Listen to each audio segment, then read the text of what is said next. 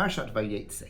In a world so full of conflict and brutality and complexity, you just want to open up your biblical text sometimes and have a bit of an escape. The world which is supposed to be perfect, a world where people connect with God. And what do we find? Right at the beginning of the Torah, you have chaos, and then you've got family chaos with Cain and Havel, and Adam and Eve don't listen to Hashem. And we get to Noach, and it's more complicated. Avram has to go to war. Yitzchak has his wife taken. Yaakov, he's got his chaos with his brother Esav. And even when he finally lies down to go to sleep, we have this fascinating story told to us in the Midrash of the stones under his head quarreling.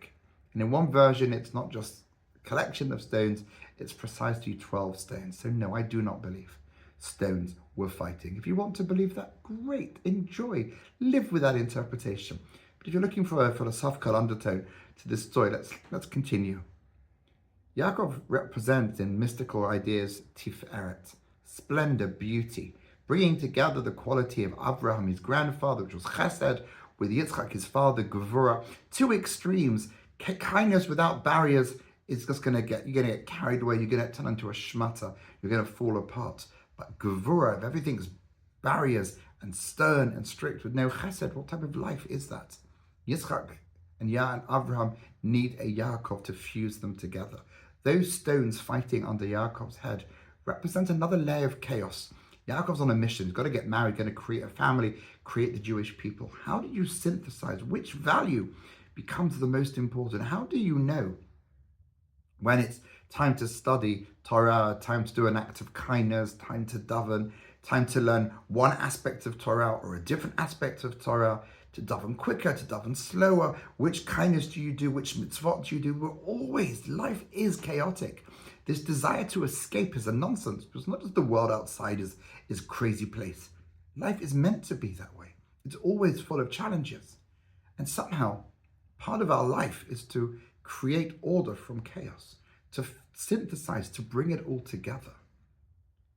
And so Yaakov lies down to rest onto his journey. How am I going to create a nation with competing important tasks? There is no one task that's most important. You can't have one without the other. We need to complement each other.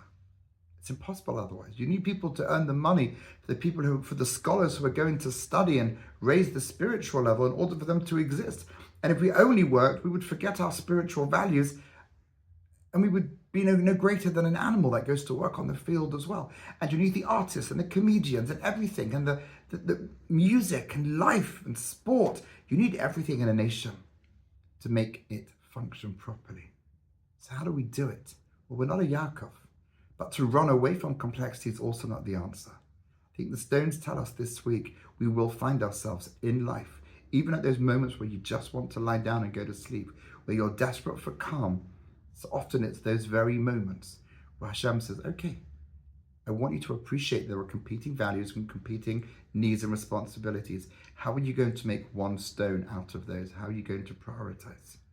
The good news is we've got the Torah and Halacha and Chazal and Midrash and Nevi'im, everything to guide us on that path. Not to run away from it's the mistake. And that's what I think the stones are telling us. To be alert to the fact that life is more complicated than we would like it to be. Good luck in working out your priorities. Shabbat Shalom.